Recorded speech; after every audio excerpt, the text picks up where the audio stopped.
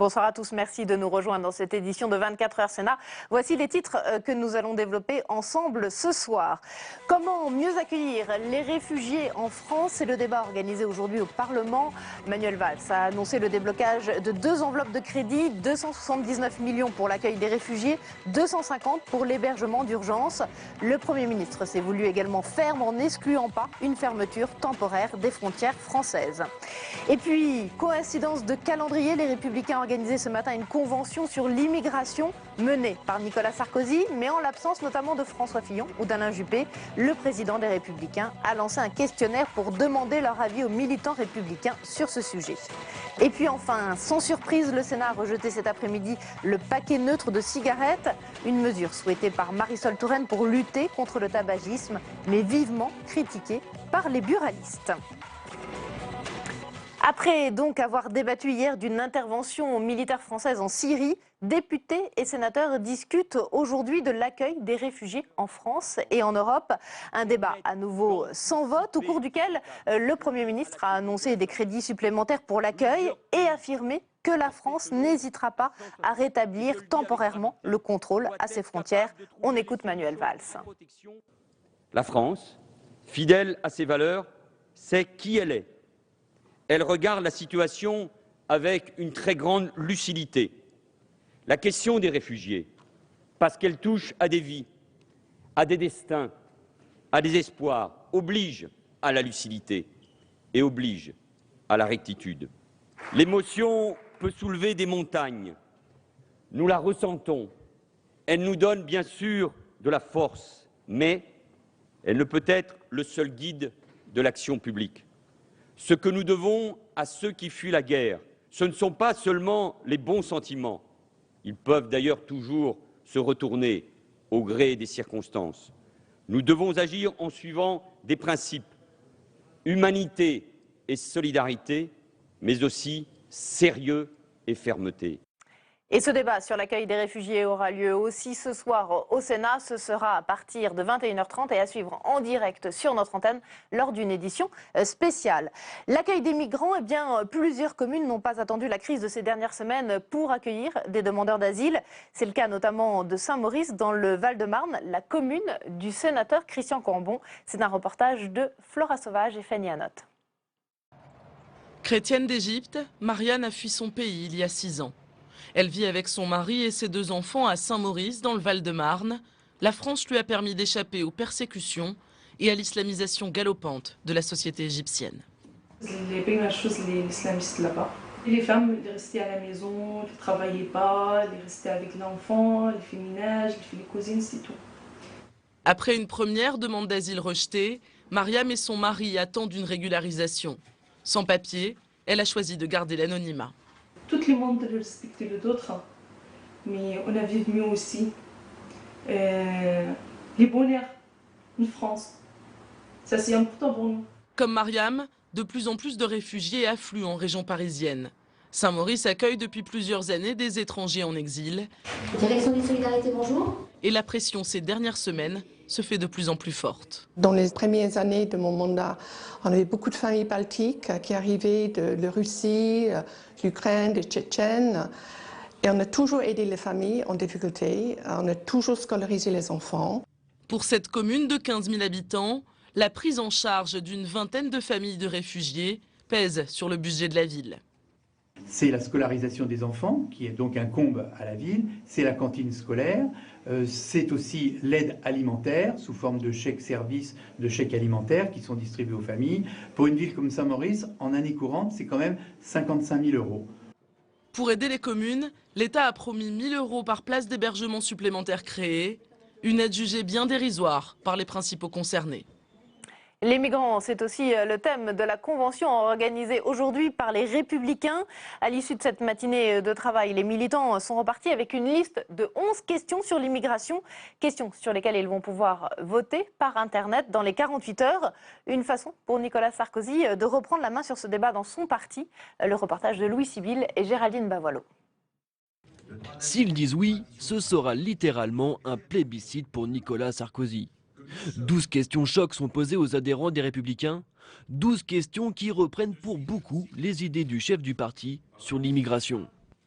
Elle porte entre autres sur la suspension immédiate de l'espace Schengen et un rétablissement temporaire des frontières, sur la diminution du regroupement familial ou encore sur une évolution du droit du sol. Une inflexion très droitière de l'ancien président de la République, une façon pour lui de tacler ses adversaires dans la perspective des primaires du parti. Quand j'ai voulu organiser cette journée, j'ai été immédiatement accusé de droitiser, de suivre je ne sais qui, par la gauche c'est normal, mais même par une partie des nôtres. De fait, lors de la conférence de presse, sur les bancs, il n'y a que des fidèles sarkozystes. Absents en revanche, les rivaux François Fillon, Alain Juppé et Bruno Le Maire. Le parti, aujourd'hui, ne se résume pas à l'organisation des primaires. Le parti, c'est aussi un parti qui réfléchit, un parti qui intègre, un parti qui est uni. Avec ces questions, l'objectif du président des Républicains est clair. Il veut montrer qu'il est sur la même longueur d'onde que la base militante du parti, quitte à lorgner sur les voies du Front National, même si ses lieutenants s'en défendent. Le Front National n'a rien à voir là-dedans. On ne va pas s'amuser à cause de la maladresse de la gauche à se faire piquer toutes les régions parce que Mme Le Pen, chaque jour, engrange. Les militants peuvent voter sur Internet jusqu'à vendredi soir, 18 h. Le bureau politique du parti se réunira la semaine prochaine pour valider ou non leur choix. L'actualité parlementaire maintenant, et sans surprise, le Sénat a rejeté cet après-midi à une immense majorité le paquet neutre de cigarettes, une mesure soutenue par la ministre de la Santé pour lutter contre le tabagisme, mais une mesure vivement contestée par les buralistes. Cécile Sixou. Pour l'adoption, 16, contre 228. Nouveau camouflet pour Marisol Touraine, sa proposition de mettre en place des paquets neutres a une nouvelle fois été supprimée en séance après son rejet en commission. On se demande pourquoi vous déployez autant de trésors pour certains d'entre vous à essayer de contrer cette initiative et pourquoi un certain nombre de personnes expliquent que ça n'est pas efficace et que c'est en raison de cela qu'il ne faudrait pas le faire. Avec cette mesure, un objectif pour la ministre, limiter le marketing et mettre fin à l'attractivité de certains paquets de cigarettes, notamment sur les jeunes et les femmes. Pour Catherine Deroche, rapporteure du texte au Sénat, des paquets de cigarettes sans logo et tous de la même couleur seraient contraires à la législation européenne qui oblige les pays à inscrire des messages sanitaires sur 65% de la surface du paquet. La directive dit que tous les pays seront logés à la même enseigne avec 65% de messages sanitaires et de photos sur les emballages. Donc je ne voudrais pas laisser croire qu'en ayant supprimé le paquet neutre, on fait fi des messages sanitaires et qu'on ne souhaite pas protéger le consommateur. Autre argument, cette proposition, en faisant disparaître les inscriptions sur les paquets, serait contraire aux droits des marques. Le paquet neutre, comme son nom l'indique, anonymise le paquet de tabac et, à mon avis, ce faisant, il porte atteinte aux éléments constitutifs de la marque et d'un chapitre important de la propriété industrielle. Marisol Touraine n'abandonne pas. La ministre de la Santé réintroduira le paquet neutre dans le texte lors de son examen en seconde lecture à l'Assemblée. Bonsoir Tam, on revient avec vous sur cette discussion cet après-midi au Sénat avec des sénateurs quand même un peu contradictoires parce que d'un côté ils rejettent le paquet neutre de cigarettes, de l'autre ils adoptent quand même certaines mesures de prévention du tabagisme. Et oui, fini les cigarettes au menthol, fini les cigarettes aux fruits ou encore les cigarettes à capsules. Les adeptes ont 5 ans pour changer leurs habitudes puisqu'à partir de 2020, eh bien, les arômes dans les cigarettes seront interdits. Bon, de toute façon, on n'avait pas vraiment le choix puisqu'il s'agissait d'une directive européenne qu'il fallait transposer. Mais au passage, lors des débats et lors de l'épluchage de l'amendement, j'ai aussi appris, Perrine, l'existence des cigarettes à fumer colorées, des cigarettes à la taurine ou encore des cigarettes à la caféine. Vous ne connaissiez pas non plus, eh bien ce n'est pas grave puisque de toute façon c'est interdit à partir de l'année prochaine. Oui, une imagination sans fin. Alors il y a les cigarettes électroniques qui sont apparues récemment. Est-ce que les sénateurs en ont parlé cet après-midi? Et oui, toujours le même débat. Est-ce que la vapoteuse permet de décrocher de la cigarette, permet de se sevrer, ou bien est-ce qu'au contraire, eh bien, ça permet l'entrée des jeunes progressifs dans le tabagisme? Et bien du coup, les sénateurs n'ont pas vraiment tranché puisqu'ils ont décidé qu'il fallait d'abord prouver qu'on est majeur pour acheter une e-cigarette. Ça, c'est pour préserver les ados. En revanche, eh bien, les sénateurs, contre l'avis du gouvernement, ont autorisé les publicités pour les vapoteuses dans les bars tabac. Comme ça, si vous êtes déjà fumeur, eh bien, vous pourrez toujours essayer de vous sevrer et vous aurez l'idée en voyant cette pub. Alors, dans le cadre de l'examen de ce texte, de ce projet de loi sur la santé de Marisol Touraine, les sénateurs se sont intéressés au cancer du poumon, mais également au cancer de la peau, puisqu'ils ont interdit la nuit dernière les fameuses cabines à UV. Et puis là-dessus, ils ont été plus royalistes que le roi, puisque le gouvernement, lui, voulait simplement une meilleure information sur les méfaits des cabines UV. Il voulait également une meilleure formation des professionnels du secteur.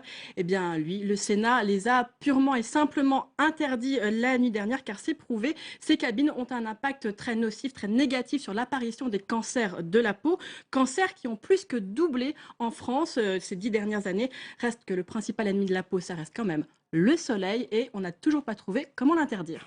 Merci beaucoup Tam. On continue bien sûr à suivre avec vous l'examen de ce projet de loi sur la santé, notamment demain.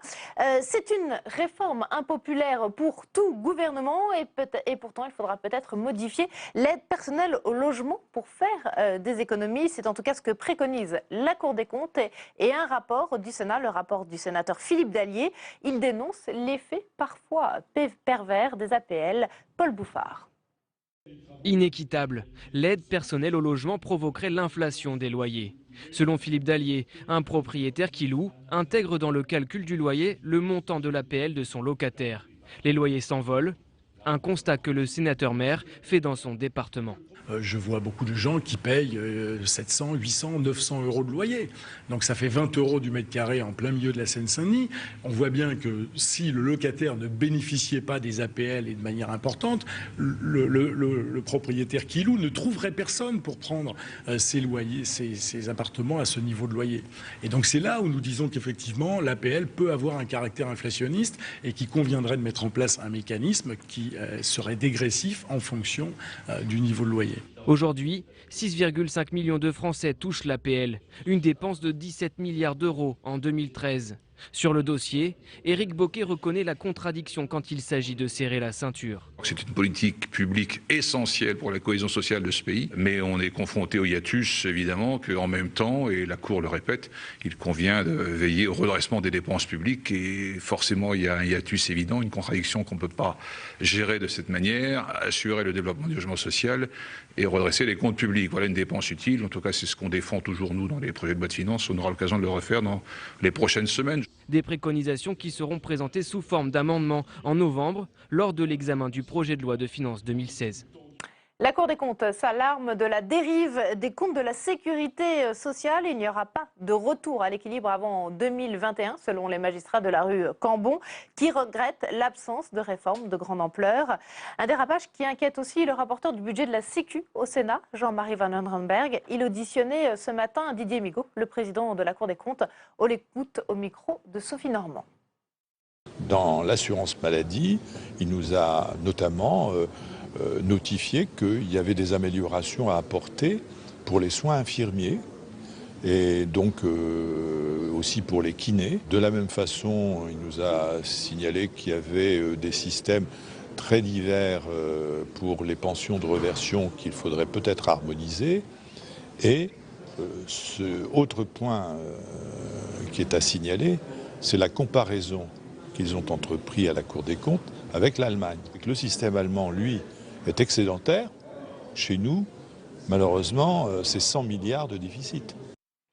C'est un sénateur socialiste, François Patria, qui l'affirme. Emmanuel Macron est le seul ministre de gauche du gouvernement Valls.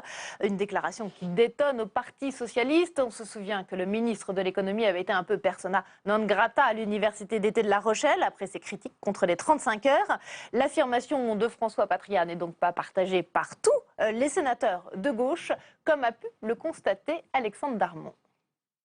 M. Patria dit que M. Macron est le seul ministre de gauche du gouvernement. Je crois qu'il a voulu simplement défendre sa position et ses positions et non pas porter évidemment un jugement sur les autres membres du gouvernement. M. Patria est connu comme un homme de droite du Parti socialiste. S'il voit en M. Macron un homme de gauche, alors ça explique le comportement politique de M. Patria. Je pense qu'il doit y avoir un problème de strabisme. Je trouve que M. Patria est un bon sénateur. L'inconvénient, c'est qu'il soit socialiste. Et je pense que M. Macron n'est certainement pas le plus mauvais ministre du gouvernement actuel. Il a voulu faire ça sous le mot de la boutade et il argumentait après en disant ça permettra aux jeunes de voyager en bus. C'est à la fois une boutade pour réveiller les consciences, mais c'est aussi une prise de position très claire et très politique. L'ADN de la gauche, c'est la réforme. Et aujourd'hui, le ministre qui énonce le plus clairement les conditions de la réforme, c'est Emmanuel Macron. Voilà donc pour ces réactions au Sénat à la déclaration de François Patria. On revient tout de suite avec nos invités sur l'accueil des réfugiés en France après le débat cet après-midi à l'Assemblée nationale, les déclarations de Manuel Valls et puis le débat ce soir au Sénat à suivre en direct sur notre antenne à partir de 21h30. Trois invités sur notre plateau pour en débattre. La sénatrice écologiste Esther Benbassa, bonsoir. Merci d'être avec nous. François-Noël Buffet pour Les Républicains, bonsoir. Et puis Jean-Yves Lecomte, pour le Parti socialiste. Tout d'abord, je voulais vous faire réagir tous les trois à ces dernières informations. Ça semble chauffer à la frontière entre la Hongrie et la Serbie. On apprend à l'instant que des véhicules armés se postent à la frontière de la Hongrie. Quelle est votre réaction, Jean-Yves Lecomte? Est-ce que ça risque de dégénérer? On voit que depuis 2 mois, la situation en Hongrie, qui n'avait pas été prise à sa mesure par l'ensemble des Européens, alors que déjà au début de l'année, elle recevait quasiment autant de réfugiés que l'Italie, s'aggrave compte tenu de l'irresponsabilité du gouvernement hongrois sur ce sujet. Et effectivement, on voit aussi que c'est que dans la solidarité qu'on peut réussir à en sortir. Mais la situation, effectivement, peut dégénérer. Surtout que lorsque Orban aujourd'hui fait une communication sur les réfugiés en s'adressant en hongrois, on voit bien que finalement toutes ces gesticulations, c'est juste à vocation de politique intérieure. Il se moque des réfugiés, il se moque de la politique européenne, il se moque de la solidarité. Et l'important pour lui, c'est d'augmenter sa popularité dans son pays. Mais hormis la Hongrie, de toute façon, il n'y a pas eu de consensus européen trouvé cette semaine à Bruxelles, François-Noël Buffet. C'est bien là toute la difficulté d'ailleurs. On se retrouve dans une situation de violence extrême ou qui risque d'être extrême parce qu'il n'y a pas de politique européenne pour gérer cette situation. Et le constat que l'on doit faire, c'est la carence de la politique européenne. L'absence d'un leader ou de plusieurs leaders qui prennent en main et qui portent un projet pour traiter le problème de l'immigration sur l'Europe. Et à force de reculer ou de ne pas voir ou de ne pas vouloir voir ce qu'il en est exactement, on en arrive à des situations comme celle-ci qui sont effectivement insupportables. Esther Benbassa, est-ce que vous trouvez que Manuel Valls a eu les mots cet après-midi qu'il fallait sur la situation des réfugiés en France et en Europe? Vous savez, moi, les mots, je les entends depuis longtemps. Je voudrais des actes pour le moment. Des actes, il y a eu aussi des oui, annonces, mais enfin, par rapport à l'Allemagne, à la Suède, ou même au Liban ou à la Turquie, les efforts ne sont pas immenses. Et puis, je vais être d'accord avec M. Buffet. Écoutez, il nous faut plus d'Europe. Enfin, tout le monde le dit depuis un moment. L'Europe, c'est bien pour donner de l'argent.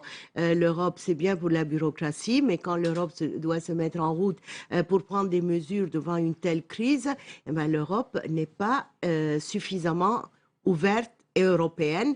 C'est le cas des pays d'Europe de l'Est ou de la Hongrie. Est-ce que les citoyens européens, et notamment français, le souhaitent? On voit le dernier sondage ce soir pour BFM TV. 80% des Français souhaitent la fermeture des frontières françaises. Votre réaction, Jean-Yves Lecomte? Je pense que c'est une faillite des responsables politiques que de ne pas avoir expliqué que Schengen n'était pas une contrainte.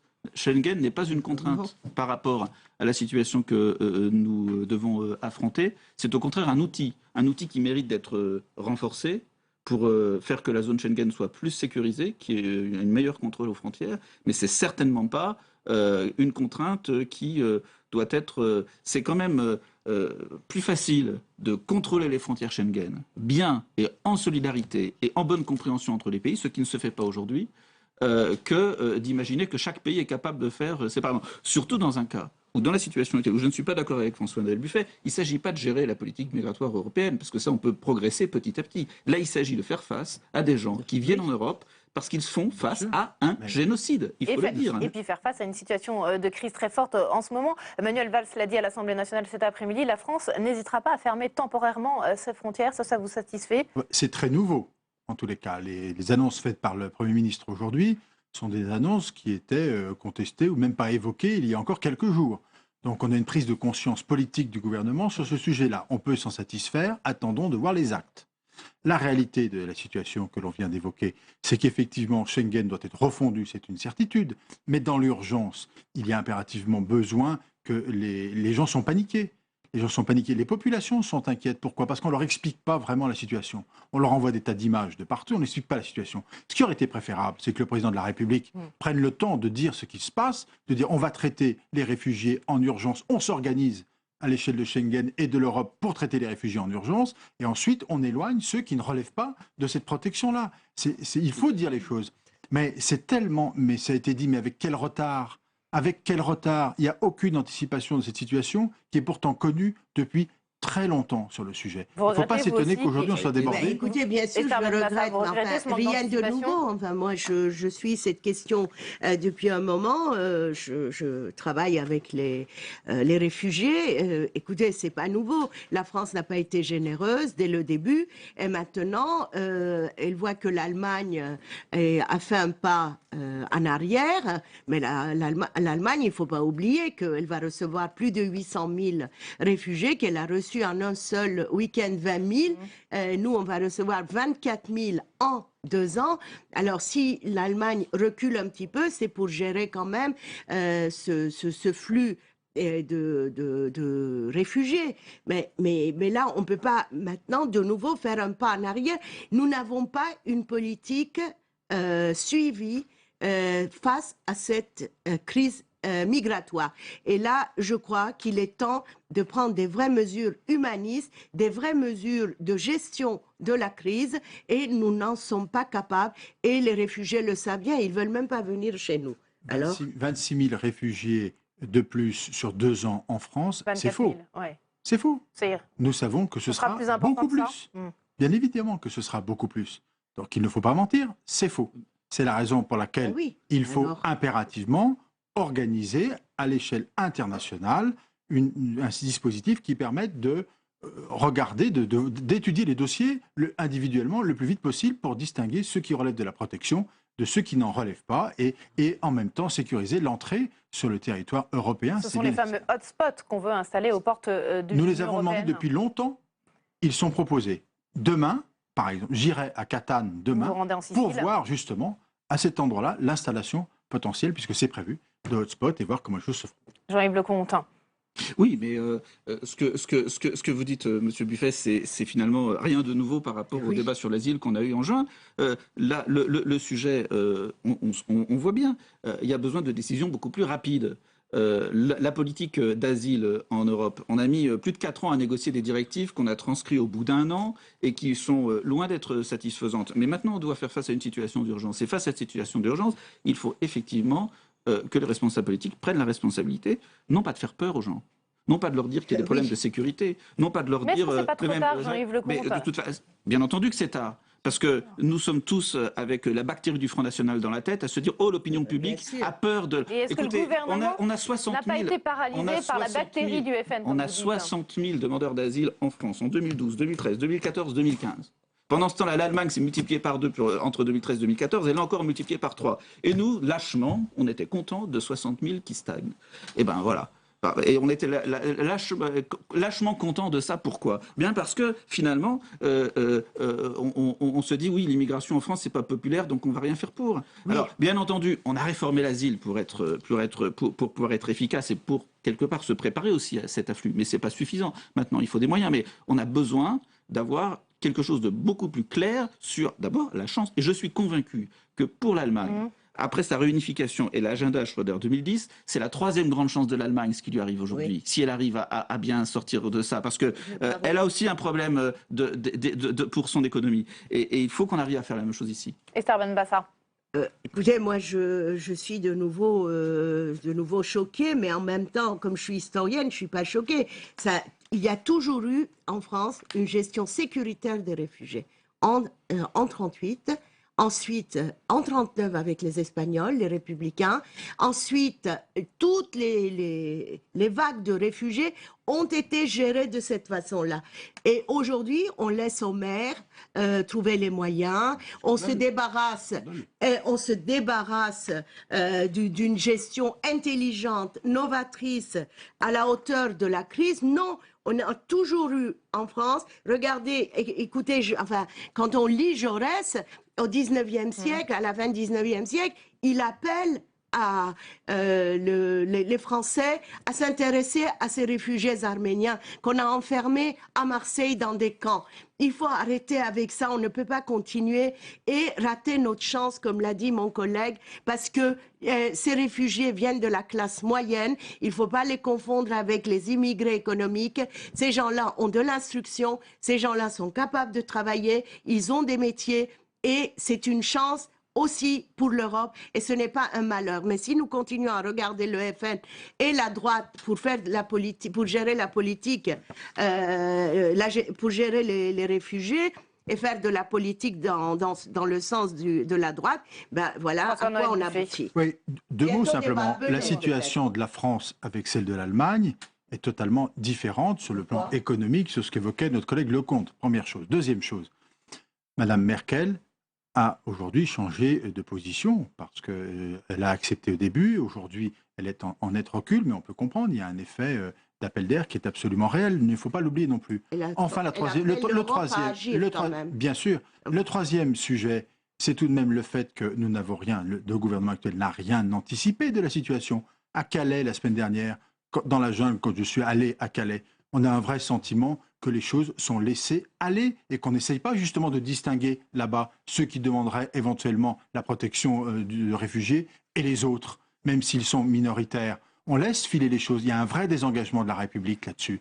Ça, c'est pas acceptable non plus. Et ça pose le problème plus large de l'immigration. Or, sur l'immigration, faire un peu de publicité pour notre mouvement, on vient de faire des propositions au sein du groupe, au sein du Sénat. Oui, mais il y a un joli document là.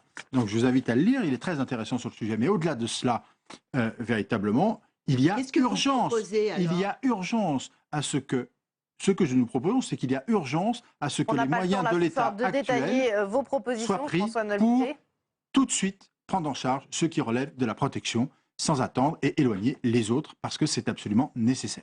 On arrive déjà au terme de ce débat, mais ce débat sur l'accueil des réfugiés en France, on va pouvoir le suivre ce soir sur notre antenne à partir de 21h30, puisqu'il y aura cette discussion dans l'hémicycle du Sénat. C'est le ministre de l'Intérieur Bernard Cazeneuve qui représentera le gouvernement. Donc je vous invite à suivre notre édition spéciale. Ce sera ce soir à partir de 21h30 sur Public Sénat. Merci à tous les trois d'être venus sur notre plateau et très bonne soirée à vous sur l'antenne de la chaîne parlementaire.